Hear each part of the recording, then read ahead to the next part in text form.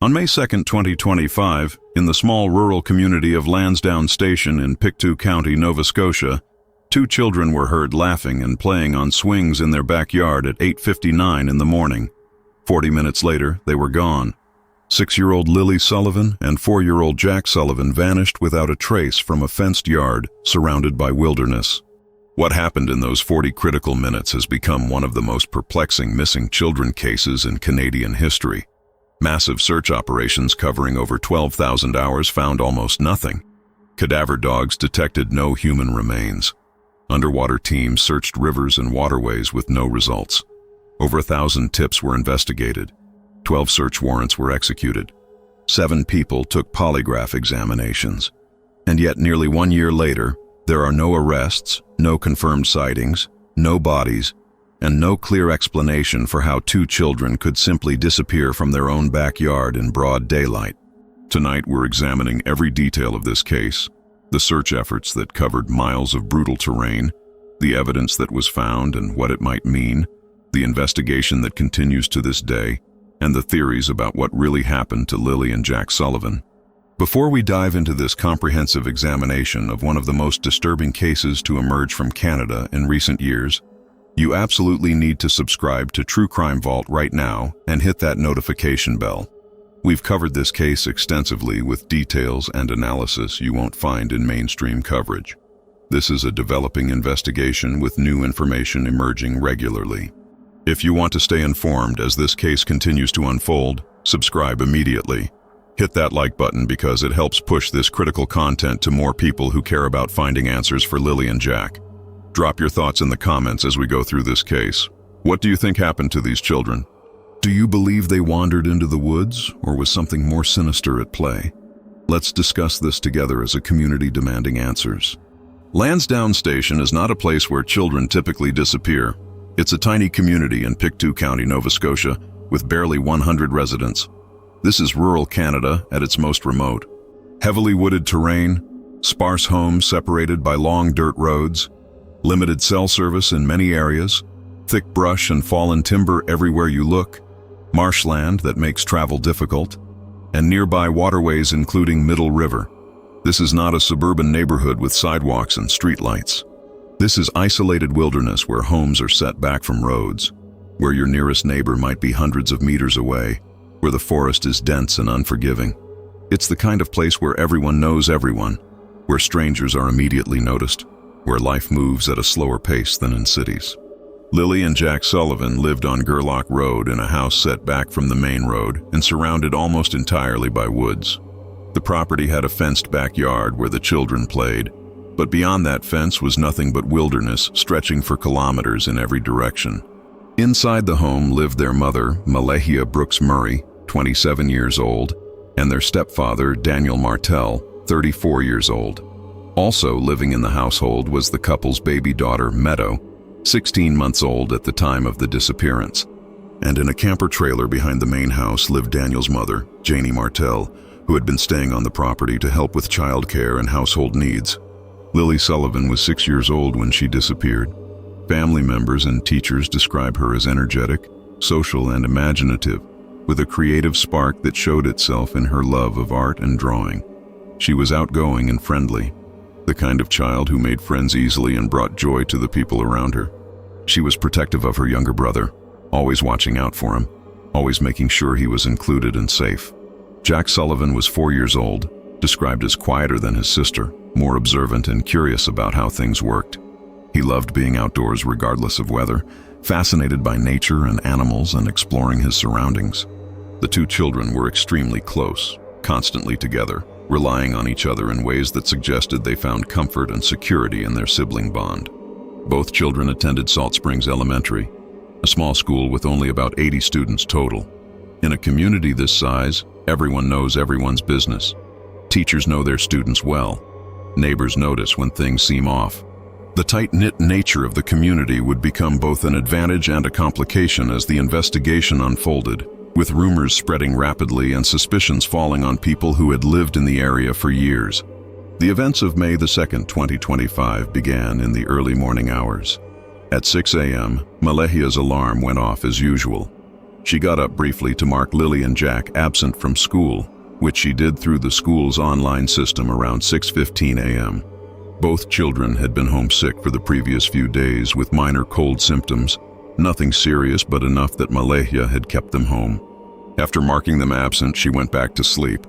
This is important to the timeline because it establishes that the children were not expected at school that day, and therefore teachers wouldn't notice their absence or raise any alarms.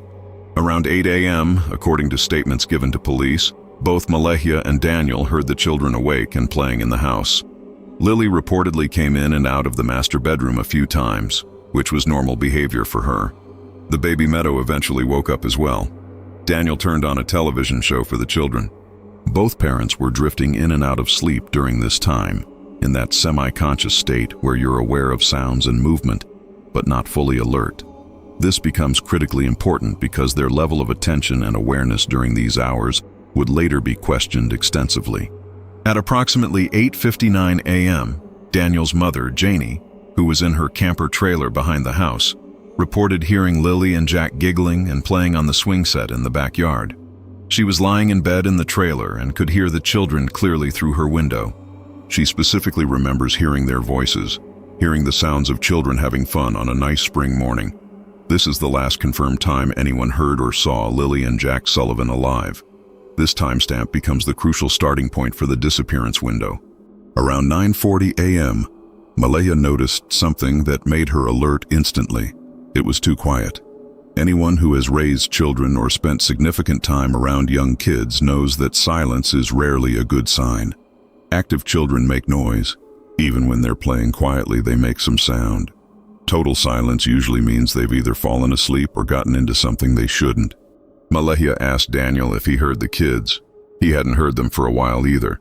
That's when they both got up and started looking through the house. The children weren't inside. They checked every room, calling for Lilly and Jack.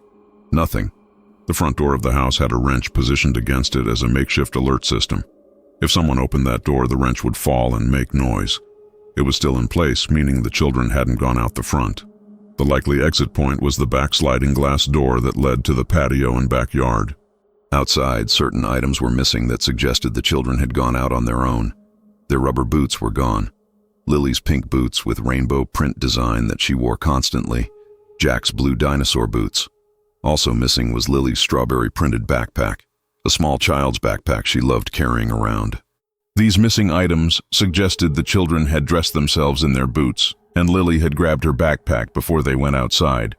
At 9:41 a.m., just 1 minute after noticing the silence, Malahia called 911 to report that her children were missing. This rapid response to discovering they were gone would later be examined closely by investigators. Was it the natural panic of a mother realizing her kids had wandered off? Or was it an attempt to establish a timeline and create an alibi? That's a question that has never been definitively answered. The 911 call brought immediate response from Royal Canadian Mounted Police. Officers arrived within minutes and began an initial assessment of the situation. There were no signs of forced entry into the home, no visible disturbance inside, no indication of a struggle or anything violent. The working theory from the very beginning was that the children had simply wandered out of the yard and into the surrounding woods. In a rural area like this, with wilderness literally feet from your back door, it's not unthinkable that curious children might wander off to explore. The problem is that these woods aren't the kind of terrain young children can navigate easily. Search teams were deployed immediately and extensively. Within hours, the search operation had grown to massive proportions. Drones equipped with cameras and thermal imaging flew grid patterns over the area. Helicopters with more advanced thermal technology scanned from higher altitudes. Search dogs, both standard tracking dogs and later cadaver dogs, worked the terrain. All-terrain vehicles carried searchers through areas too rough for walking, and volunteers, eventually numbering over 100 people, spread out to cover ground on foot. The terrain they were searching was absolutely brutal. Thick underbrush that catches on clothing and makes every step difficult. Fallen trees creating obstacles that have to be climbed over or crawled under. Steep embankments that are treacherous even for adults. And weather that was cold and wet, with temperatures around 40 degrees Fahrenheit and muddy conditions from snowmelt making everything slippery and dangerous. By that first afternoon, a vulnerable missing persons alert was issued across Nova Scotia and neighboring provinces. This alert provided descriptions of the children, what they were wearing, and asked anyone with information to contact police immediately. Notably, an Amber Alert was not activated, which would later become a point of controversy and frustration for family members. The criteria for an Amber Alert in Canada requires confirmed evidence of abduction. Without clear proof that the children had been taken by someone, without a suspect or a vehicle description or witness accounts of an abduction, the criteria simply weren't met. A vulnerable person's alert was deemed the appropriate response given the information available at the time. Over 100 searchers covered approximately 4 kilometers on day 1 alone, focusing on the woods immediately surrounding the property and expanding outward in concentric circles. They found almost nothing, but there were a few items discovered that seemed potentially significant. A piece of pink blanket was found along a pipeline trail about 1 kilometer from the house. This trail is a cleared path that runs through the area where a pipeline was installed, creating a relatively open corridor through otherwise dense forest. The blanket piece was initially uncertain, but was later confirmed through comparison with items in the home to have belonged to Lilly. She had a pink blanket she carried around frequently, and this fragment matched that blanket. The question became, how did a piece of her blanket end up a full kilometer from home? Did she carry it with her and it got snagged and torn? Was it placed there by someone? The rest of the blanket was reportedly later located near the end of the driveway, though details about this discovery remain unclear in public reporting. Boot prints were also located along the same pipeline trail. 2 different sets of child-sized boot prints pressed into muddy ground. One of the prints had distinctive markings that appeared to match Lily's boots. Her boots were UK size 29, which converts to Canadian size 11, and the tread pattern seemed consistent. However, police never publicly confirmed a definitive match. The prints were documented, photographed, measured, and preserved as evidence, but investigators remained cautious about stating conclusively that these were definitely Lilly and Jack's prints. Too much certainty early in an investigation can lock you into theories that might later prove incorrect. Rain that came through the area during the initial search period complicated scent tracking efforts significantly. Search dogs need scent to follow, and rain washes away scent trails rapidly. Despite the best efforts of experienced canine handlers and well-trained dogs, no scent trail could be followed beyond the immediate area of the property and that pipeline trail. The dogs would pick up scent near the house, follow it for a short distance, and then lose it completely. This suggested either the children had been in a vehicle at some point, which would eliminate scent trail, or the rain had simply obliterated the evidence that might have led searchers directly to them. The search intensified dramatically over the following days and weeks. By May 3rd, the operation had escalated even further. Waterways were checked systematically because in terrain like this, rivers and streams are everywhere, and water is always a concern with missing children. Small children can fall into even shallow water and be swept away by current. Abandoned mine shafts in the region were investigated because old mining operations created underground voids that might not be visible from the surface.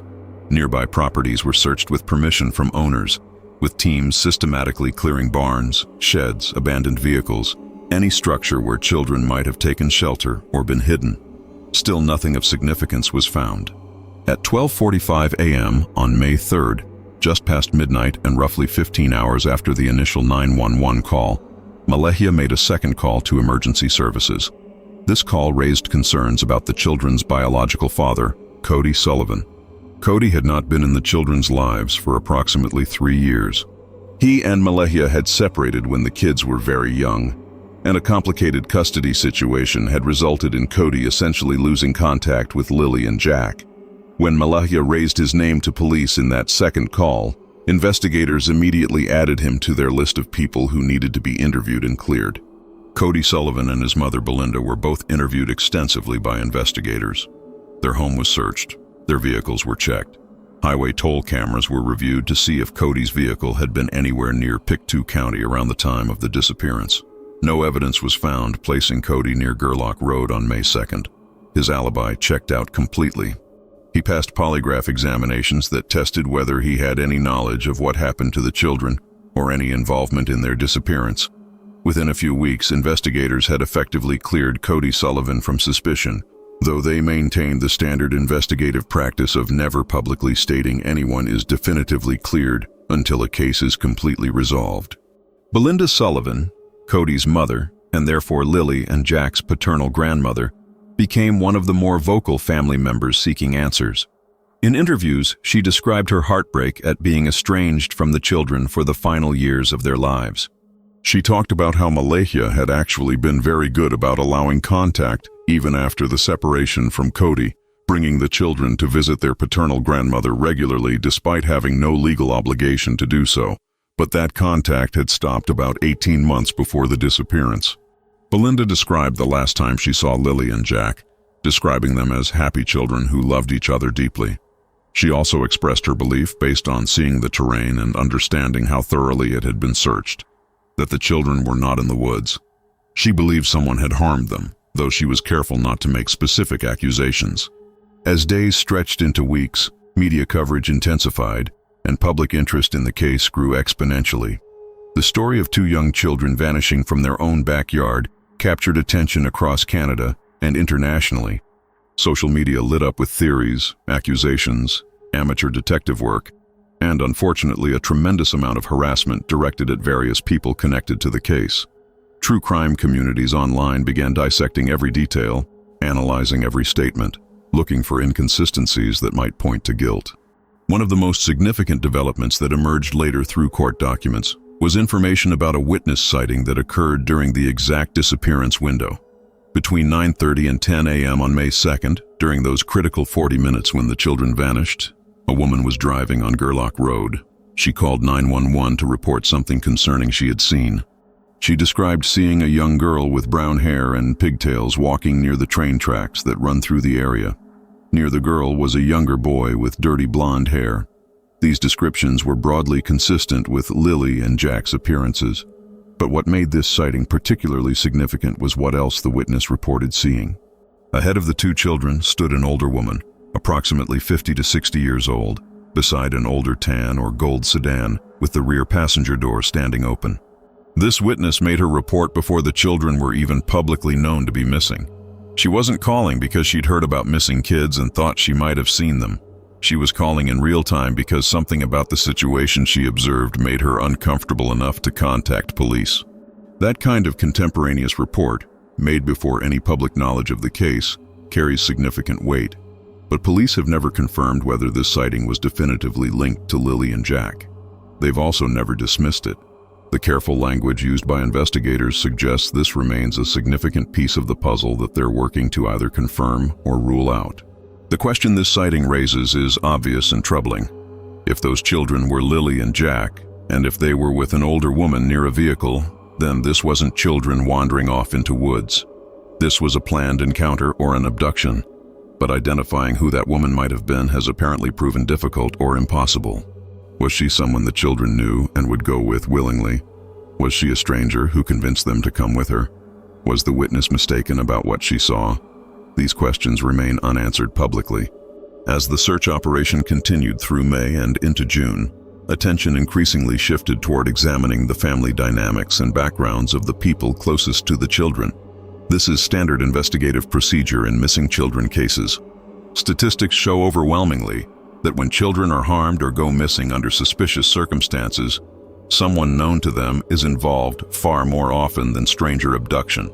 So investigators began looking closely at Malahia Brooks Murray and Daniel Martel, their relationship, their histories, and their behavior before and after the disappearance. Financial records examined by police revealed significant strain in the household. After the children disappeared, Malahia lost approximately $1,900 per month in child benefit payments that she'd been receiving from the government. Child support payments from Cody Sullivan had stopped months before the disappearance when Cody lost his job and couldn't maintain the payments.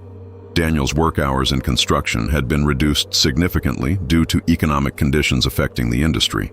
The family's vehicle had been out of service for a period, requiring them to rely on help from Daniel's father for transportation, groceries, and fuel. This paints a picture of a household under severe financial pressure, struggling to make ends meet, dealing with the stress that poverty creates. Police obtained 12 search warrants total in connection with this investigation. Cell phones were seized from multiple people and forensically examined. GPS data from vehicles was reviewed to establish movements and timelines. Bank accounts were analyzed for unusual transactions. Text messaging apps were recovered and their contents examined. Vehicles belonging to Daniel, Malahia, and other family members were forensically examined for any trace evidence. Everything that has been publicly released indicates that investigators found no inconsistencies in digital location data. Phone records showed devices where they were expected to be. Vehicle GPS didn't reveal unexplained trips. Bank records didn't show large cash withdrawals or purchases of items like shovels or tarps that might suggest preparation for disposing of bodies. Polygraph examinations were administered to 7 different individuals connected to the case. Polygraphs are controversial and not admissible as evidence in Canadian courts, but they're used as investigative tools to help focus resources and assess credibility. According to information that has been released, no deception was indicated in any of these polygraph examinations. This includes polygraphs given to Daniel Martel, who has stated publicly that he was asked questions specifically about whether he caused the deaths of Lilly and Jack, whether he knows where their bodies are, and whether he has knowledge of what happened to them. He states he answered truthfully and showed no deception. Malahia also reportedly took a polygraph, though details about her examination have not been publicly discussed. Royal Canadian Mounted Police has never publicly named Malahia Brooks Murray or Daniel Martel as suspects in this case. They've been very careful with their language, referring to them as family members or using their names without attaching labels like person of interest or suspect, but police have also never publicly cleared anyone. The standard language used is that all possibilities remain open and the investigation continues to examine every angle. This careful neutrality is typical of major investigations where charging decisions haven't been made, but suspicions exist. One troubling element that emerged during the investigation was information about the children's school history and concerns that had been raised. Salt Springs Elementary School had previously reported concerns about Lilly and Jack to Child Protective Services. Teachers had documented frequent lateness to school, which might not seem significant on its own, but can be an indicator of chaos or dysfunction at home. They noted the children sometimes came to school in clothing inappropriate for the weather, wearing light jackets on cold days or summer clothes when winter coats would be expected. Hygiene concerns had also been noted, with teachers observing that the children sometimes appeared unwashed or wearing dirty clothes. Additionally, there had been discussions about Jack possibly needing evaluation for autism spectrum disorder, and an appointment had reportedly been scheduled before the disappearance occurred. These observations from school don't prove abuse or neglect, but they do suggest a household that was struggling. However, no public findings of actual abuse were ever released. If Child Protective Services had investigated and found evidence of harm to the children, that would typically result in some kind of intervention or at minimum increased monitoring. The fact that the children remained in the home suggests either no investigation occurred or nothing serious enough was found to warrant removal. By late summer 2025, the statistics of the search effort were staggering. Over 12,000 hours of search time had been logged by professionals and volunteers combined. Over 5,000 video files had been reviewed, including security camera footage from businesses, homes, and municipal cameras throughout the region. Nearly 600 tips had been called in by members of the public, with each tip requiring follow-up and investigation to determine if it had merit. Over 60 formal interviews had been conducted with family members, neighbors, potential witnesses, and anyone who might have relevant information. 11 different investigative units had been involved, bringing specialized expertise in areas like forensics, digital evidence, search and rescue, and behavioral analysis. A $150,000 provincial reward had been offered for information leading to finding the children or to arrests in the case. In September, cadaver dogs conducted another search of high-probability areas. These are dogs specifically trained to detect the scent of human remains, able to pick up decomposition scent even when remains are buried or submerged. The dogs covered extensive ground in the woods surrounding the property, along waterways, and in areas identified by investigators as places where bodies might have been hidden. No human remains were detected. Police were careful to emphasize that absence of detection doesn't conclusively rule anything out. Cadaver dogs are incredibly accurate, but they're not infallible. Remains could be too deep or too well sealed, or in water that's too cold and moving too fast. or simply in an area the dogs didn't cover. Authorities have repeatedly acknowledged that water remains a significant concern in this case. Rivers in the Pictou County area move quickly, especially in spring with snowmelt increasing water levels and current. Streams connect to larger bodies of water that eventually lead to the ocean. If children fell or were placed into water, they could have been swept far from the original entry point very quickly. An underwater recovery team searched Middle River in early May, using side-scan sonar and divers to check the river bottom in areas near the property. Nothing was found. But water searches are notoriously difficult to conclusively close. Rivers have deep spots, underwater debris that can trap remains, and current that moves things constantly. A renewed search effort was organized in fall 2025 by a volunteer group called Please Bring Me Home, which came from Ontario specifically to assist. This group specializes in organizing civilian searches for missing persons when families feel official searches haven't been exhaustive enough. About 40 volunteers participated in this effort, covering vast areas along Middle River and revisiting locations that had been searched months earlier.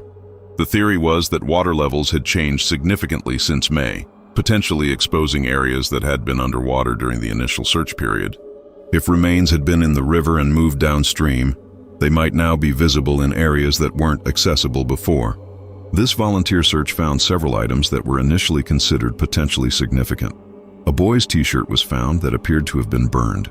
It had unique design elements that made it identifiable, so searchers photographed it and sent the image to RCMP, who then connected with family members to determine if it was recognizable. The family stated it was not something they recognized as belonging to Lilly or Jack. A child's bicycle was found in the woods, blue in color, and weathered from being outside for an extended period. A blue blanket was discovered, though not matching the pink blanket fragment found earlier.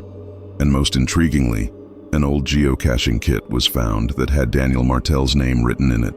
Geocaching is a hobby where people hide containers in outdoor locations, and others use GPS coordinates to find them. The kit appeared to have been there for years based on its condition, likely unrelated to the disappearance but still documented. The volunteer searchers also encountered resistance in some areas. One property owner refused to allow entry to their land, saying there were dangerous animals on the property and they didn't want liability issues. This led to tense confrontations about whether searchers had the right to access private property without permission. Legally, they didn't, but emotionally, the volunteers felt every inch of ground needed to be checked. Royal Canadian Mounted Police ultimately stated that none of the items found during this volunteer search were relevant to the investigation, but the effort demonstrated the continued community interest in finding answers. Throughout the investigation, Daniel Martel has been notably present in media coverage. He gave multiple interviews to news outlets and to true crime content creators, answering questions about the case and defending himself against online accusations. In these interviews, Daniel has consistently maintained that he had nothing to do with the children's disappearance. He describes cooperating fully with police, voluntarily providing his phone, submitting to polygraph examinations, giving DNA samples, and answering every question investigators have asked. He states that investigators have told him he's not considered a suspect and that the box for no criminal involvement was checked on forms when his DNA sample was collected. Daniel has also spoken extensively about the harassment he's faced from online true crime communities. He describes receiving death threats daily, having drones fly over the property constantly, having cars drive slowly past while occupants film the house, and being unable to go out in public without people recognizing him and either confronting him or recording him. He characterizes much of the online speculation as obsessive and delusional, driven by people who have decided he's guilty and interpret every piece of information through that predetermined lens. The stress of being at the center of this kind of scrutiny is evident in his interviews, even as he maintains he understands why suspicion falls on family members statistically. Malaya Brooks Murray has been notably absent from public view since very early in the case. After a reported confrontation at the search command post in the first days, she stopped participating in searches and stopped speaking to media. She left the Lansdowne Station area within weeks of the disappearance and has been living elsewhere, away from the property and the intense public attention. Friends who have spoken on her behalf describe her as devastated, unable to function normally, struggling with the loss of her children and the accusations being made against her. They emphasize that everyone grieves differently and that her absence from searches shouldn't be interpreted as guilt. But the optics of a mother not visibly searching for her missing children have contributed to public suspicion. The relationship between Malahia and Daniel has been described by some as troubled.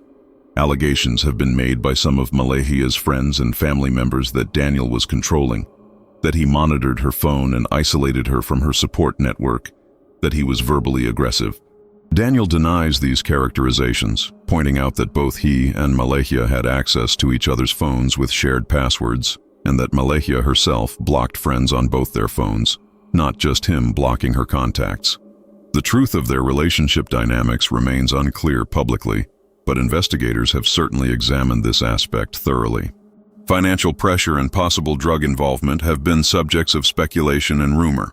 There have been online allegations that Daniel was involved in drug manufacturing or dealing, that money problems were related to drug debts, that the night before the disappearance involved drug activity. Daniel has directly addressed these allegations, stating categorically that there were no drugs at the house, no drug party the night before, no drug debts, and that if any of this were true, police would have found evidence during their searches, and he would have been charged with drug-related offenses. He emphasizes that major crimes investigators would not have checked the box for no criminal involvement if they believed he was involved in criminal activity. The vehicle movements on the night of May 1st and early morning of May 2nd have been examined closely. Daniel states that when the family returned home from shopping on the afternoon of May the 1st, their vehicle was parked in the yard around 4 p.m. and did not move again until the morning of May the 2nd, when he got in it to go searching for the children. Court documents reference people in the area hearing a vehicle coming and going in the early morning hours, but details about this remain vague in public reporting. Investigators have followed up on these reports, but have not stated publicly whether they found anything significant.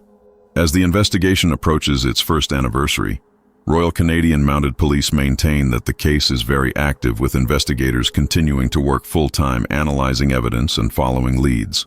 Staff Sergeant Scott McKim, who heads the investigation, has stated in interviews that he believes the case will be solved with continued hard work and information gathering.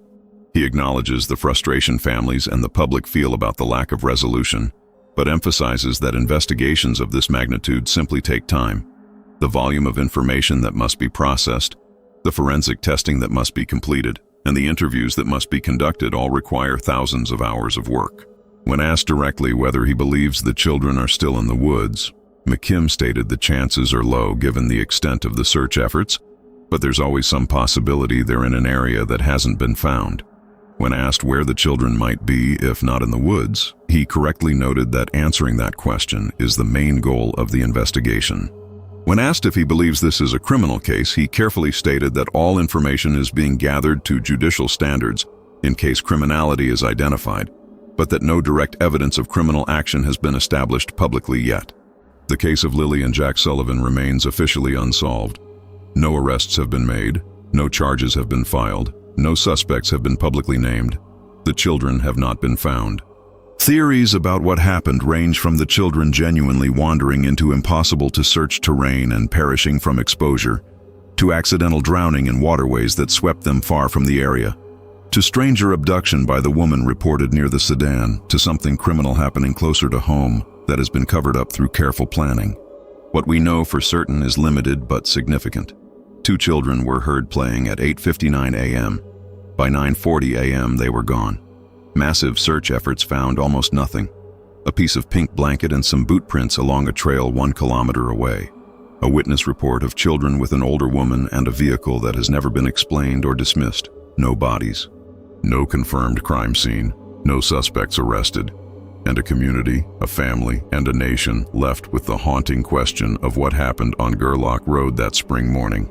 For anyone with information about this case, Royal Canadian Mounted Police continue to urge contact through their tip line. Even small details that seem insignificant might be the piece that finally makes everything else make sense. Someone knows something. Someone saw something. Someone heard something.